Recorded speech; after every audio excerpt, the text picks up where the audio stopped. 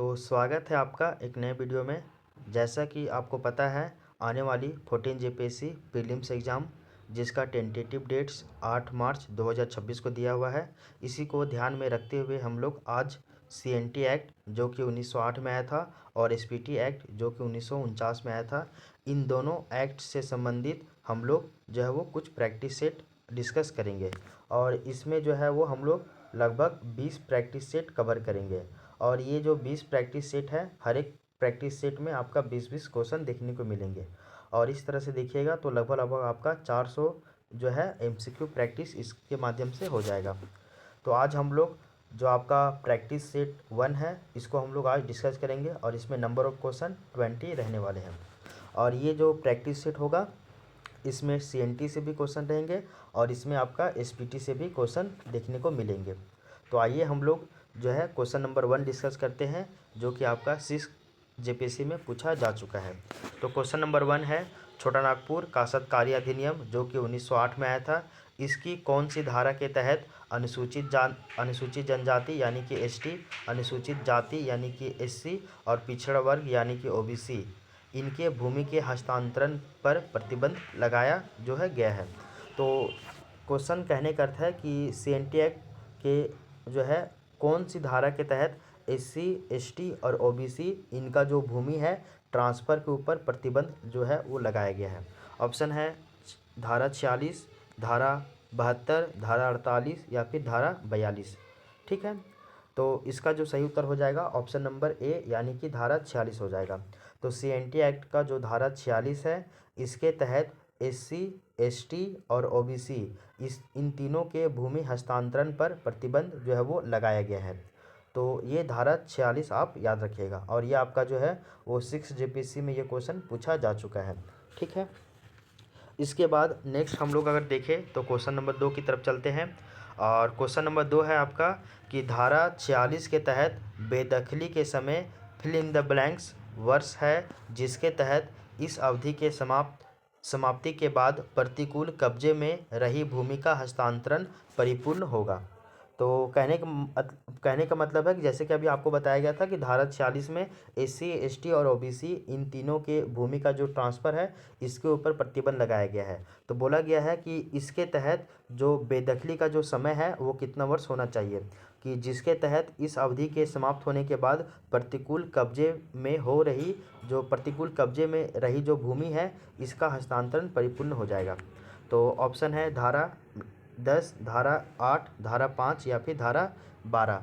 तो इसका जो सही उत्तर हो जाएगा आपका धारा नहीं मतलब सॉरी वर्ष, ये वर्ष होगा ना, तो ये 12 वर्ष। तो याद रखिएगा कि धारा 46 के तहत अगर 12 वर्ष का जो है वो आपका समय दिया जाता है, ठीक है ना, तो याद रखिएगा। तो धारा 46 के तहत बेदखली का जो समय है वो आपका 12 वर्ष है, जिसके तहत इस अवधि के समाप्ति के बाद प्रतिकूल कब्जे में रही जो भूमि है इसका हस्तांतरण जो है ट्रांसफ़र वो आपका परिपूर्ण हो जाएगा। और ये भी क्वेश्चन जो है वो आपका 6 जेपीएससी में पूछा जा चुका है। अब देखिए क्वेश्चन नंबर 3। तो बोला जा रहा है कि सीएनटी एक्ट 1908 की धारा 71 क्लॉज ए जो कि अनुसूचित जनजातियों के गैर कानूनी रूप से अंतरण किए गए जमीन में अनुसूचित जनजाति के सदस्यों का अधिकार बहाल करने की शक्ति प्रदान करता है, इसे फिल इन द ब्लैंक्स कानून के द्वारा डाला गया था। तो ये आपको बतलाना है ये किस कानून के द्वारा इसको डाला गया था। तो धारा 71 क्लॉज ए, यहाँ पे जो एसटी जो लोग हैं इसको जो इलीगल रूप से अंतरण किया गया जो ज़मीन है वो अनुसूचित जनजाति के सदस्यों का अधिकार बहाल करने की जो शक्ति प्रदान की गई है, इसको किस कानून के तहत इसको जो है वो मतलब कि इसको ऐड किया गया है। तो ऑप्शन है सिविल प्रक्रिया संहिता 1859 का 7वां अधिनियम, या फिर बिहार अनुसूचित क्षेत्र नियम 1969, या फिर इन दोनों के तहत, या फिर इनमें से कोई नहीं। तो जो क्वेश्चन नंबर 3 है इसका सही उत्तर हो जाएगा आपका ऑप्शन नंबर बी। तो बिहार अनुसूचित क्षेत्र नियम जो कि 1969 में आया था, इसके तहत बोला गया है कि इसको तो सबसे पहले धारा 71 क्लॉज ए में डाला गया और उसमें बोला गया कि जो एसटी के जो गैर कानूनी रूप से अंतरण किया गया जो ज़मीन है उस ज़मीन में अनुसूचित जनजातियों यानी कि एसटी के सदस्यों का अधिकार बहाल करने की जो शक्ति प्रदान की गई है। तो ये आपका बिहार अनुसूचित क्षेत्र नियम 1969 के द्वारा है। क्वेश्चन नंबर 4 देखिए, सीएनटी एक्ट 1908 के अंतर्गत एक कन्या खुटकट्टी दार को फिल इन द ब्लैंक्स जो है, फिल इन द ब्लैंक्स को क्या मिलता है देखिए यहाँ पे। तो CNT एक्ट जो 1908 में आया था, इसके अंतर्गत जो कन्या खुटकट्टीदार है इसको क्या मिलता है। ऑप्शन है पैतृक संपत्ति का उत्तराधिकार के अधिकार अपरिवर्जित रहते हैं, या पुरुषों के समान अधिकार मिलते हैं, या फिर खुटकट्टीदार अधिकार प्राप्त होता है, या फिर इनमें से कोई नहीं। तो 4 का जो है सही उत्तर हो जाएगा ऑप्शन नंबर ए। तो बोला जाता है कि पैतृक संपत्ति के उत्तराधिकार के अधिकार अप्रवर्जित रहते हैं, यानी कि इनको पिता की संपत्ति में अधिकार नहीं मिलता है, वही बात यहाँ पे बताया गया है। और ये भी आपका 6 GPSC पे क्वेश्चन पूछा गया था। अब देखिए क्वेश्चन नंबर 5 कि छोटा नागपुर काश्तकारी अधिनियम 1869 के अंतर्गत पद पर भूंयरी रैयती की परिभाषा में किनको शामिल किया गया है। तो जो आपका भूंयरी रैयत है, इसकी परिभाषा में किसको शामिल किया गया है, मुंडा को, उरांव को, या फिर भूतखेता को, या फिर इनमें से किसी को नहीं। तो ये जो है आपका क्वेश्चन नंबर 5। तो क्वेश्चन नंबर 5 का जो सही उत्तर हो जाएगा आपका ऑप्शन नंबर बी है। तो भूंयरी जो रैयती है, तो भूंयरी रैयती में भूतखेता को जो है वो शामिल किया गया है। यहाँ पे इसको हम एक्सप्लेन करेंगे तो बहुत ज़्यादा टाइम लग जाएगा। ये प्रैक्टिस सेट है जिसमें हम लोग केवल इसको प्रैक्टिस करते हुए चलेंगे आगे। क्वेश्चन नंबर 6 देखिए, CNT एक्ट की कौन सी धारा भूमि के उपयोग के संबंध में अधिभोगी रैयत के अधिकार के बारे में प्रावधान करती है। तो CNT एक्ट का कौन सा ऐसा धारा है जो कि भूमि के उपयोग के संबंध में अधिभोगी रैयत के अधिकार के बारे में प्रावधान जो है वो करता है। धारा 20, धारा 40, धारा 21, धारा 41। ठीक है, तो ये बतलाना है। तो इसका जो सही उत्तर हो जाएगा वो आपका धारा 21 है। तो याद रखिएगा कि CNT एक्ट का जो धारा 21 है वो है जो है वो भूमि के उपयोग के संबंध में अधिभोगी रैयत के अधिकार को जो है वो डिस्क्राइब करता है। और ये जो क्वेश्चन है वो आपका 7th to 10th GPSC में पूछा गया था। ठीक है, अब देखिए क्वेश्चन नंबर 7, CNT एक्ट के अंतर्गत सर्वेक्षण करने और अधिकार अभिलेख तैयार करने का आदेश जो है वो देने की शक्ति किसको है। तो CNT एक्ट के अंतर्गत सर्वेक्षण सर्वे कराने का और अधिकार अभिलेख जो है वो रिकॉर्ड तैयार करने का जो है आदेश वो किसको दिया गया है, उपायुक्त को, अंचल अधिकारी को, राजस्व अधिकारी को, या फिर राज्य सरकार को। ठीक है, और ये आपका 7th to 10th GPSC में पूछा गया है। तो इसका जो सही उत्तर हो जाएगा वो आपका राज्य सरकार को है। तो CNT एक्ट के अंतर्गत सर्वे कराने का और रिकॉर्ड तैयार करने का जो अधिकार है वो आपका राज्य सरकार को दिया गया है। उपायुक्त को, अंचल अधिकारी को, राजस्व अधिकारी को नहीं। किसको दिया गया है, राज्य सरकार को।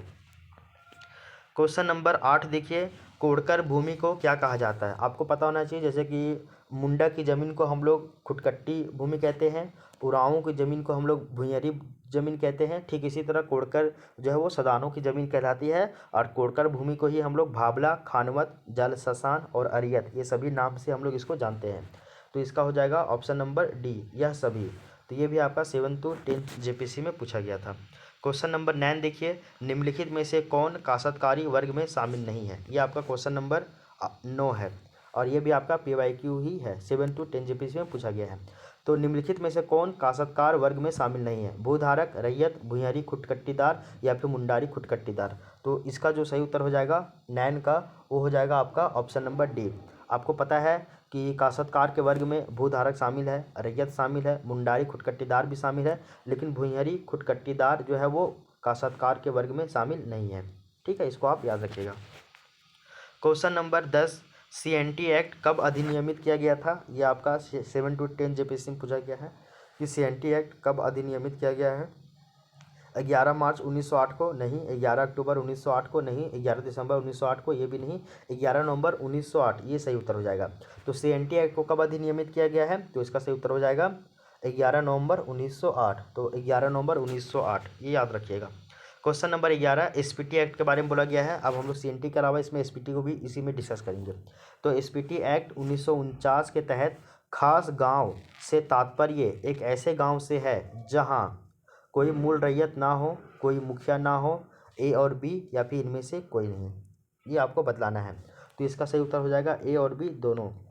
तो SPT एक्ट जो आया है 1949 में, उसके तहत खास जो गांव है, खास गांव का मतलब क्या होता है, ऐसा गांव जहां पे कोई मूल रैयत नहीं है, ऐसा गांव जहां पे कोई मुखिया नहीं है, उसी को हम लोग खास गांव कहते हैं।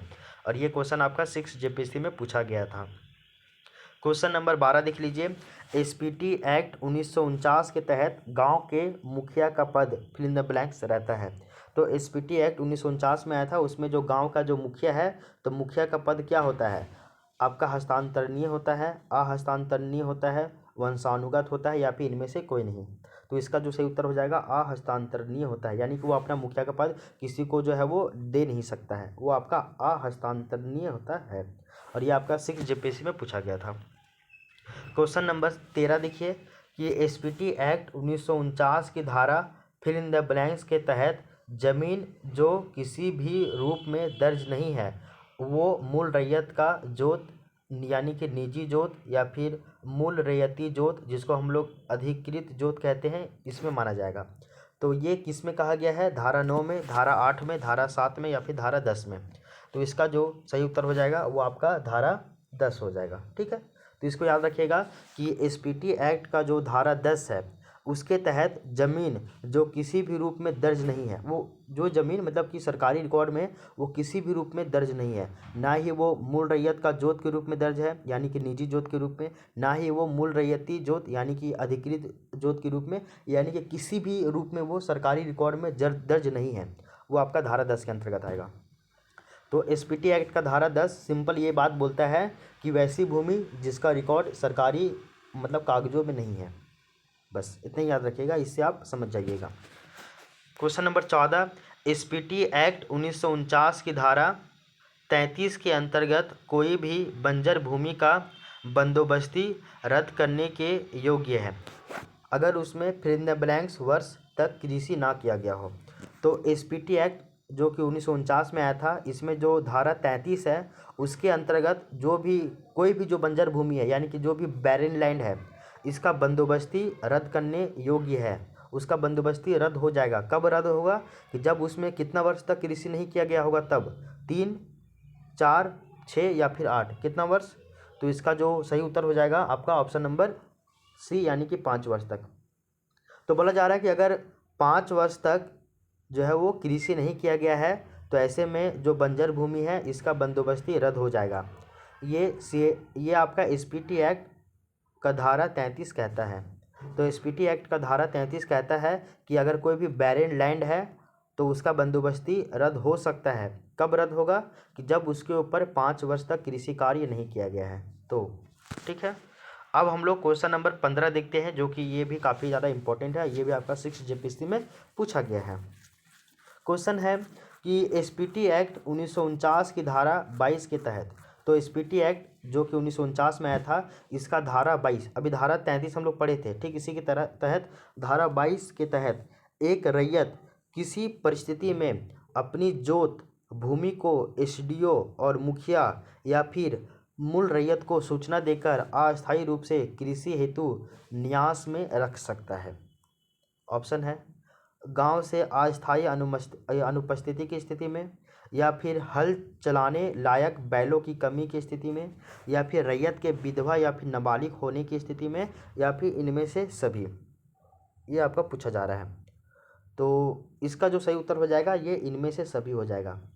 तो एसपीटी एक्ट का जो धारा 22 कहता है कि अगर कोई रैयत है वो किस परिस्थिति में अपनी जोत जो है यानी कि अपनी जो भूमि है, अपनी जो जोत भूमि यानी कि जो अपनी जो खेती जहाँ पे करता है उस भूमि को एसडीओ और मुखिया या फिर मूल रैयत को सूचना देकर अस्थायी रूप से कृषि हेतु न्यास में रख सकता है। किस परिस्थिति में? तो पहला, अगर गांव से अस्थायी अनुपस्थिति की स्थिति में, ये पहला कंडीशन है। हल चलाने लायक अगर उसके पास बैलों की कमी है तो इस स्थिति में। इसके अलावा रैयत के विधवा या फिर नाबालिग होने की स्थिति में भी। तो ये इन तीनों स्थिति में जो है कोई रैयत वो अपनी जोत भूमि को एसडीओ और मुखिया या फिर मूल रैयत को सूचना देकर अस्थायी रूप से कृषि हेतु जो है वो न्यास में रख सकता है। ये कहता है एसपीटी एक्ट 1949 की धारा 22। क्वेश्चन नंबर 16 देखिए, ये भी काफ़ी ज़्यादा इंपॉर्टेंट है। ये भी आपका 7 to 10th जेपीएससी 2021 में पूछा गया था। क्वेश्चन 16 है कि एसपीटी एक्ट की कौन सी धारा रैयत के अधिकारों के अंतरण का प्रभाव करती है? तो एसपीटी एक्ट जो है इसकी कौन सी धारा रैयत के अधिकारों के अंतरण का प्रभाव करती है? धारा 20, धारा 19, धारा 21, धारा 14। तो इसका जो सही उत्तर हो जाएगा धारा 20 है। तो एसपीटी एक्ट का जो धारा 20 है इसमें बोला गया है कि रैयत के अधिकारों का अंतरण का इसमें प्रावधान किया गया है। तो रैयत का जो अधिकार है, अधिकारों का अंतरण किया जा सकता है धारा 20 के तहत एसपीटी एक्ट का। ठीक है। और धारा एसपीटी एक्ट का धारा 22 में क्या कहता है कि कोई जो रैयत है वो अपना जोत भूमि को एसडीओ, मुखिया या फिर मूल रैयत को इंफॉर्मेशन देकर अस्थायी रूप से वहाँ पे जो है वो कृषि हेतु न्यास में रख सकता है, वो कुछ कुछ कंडीशन होने पे ही। ठीक है।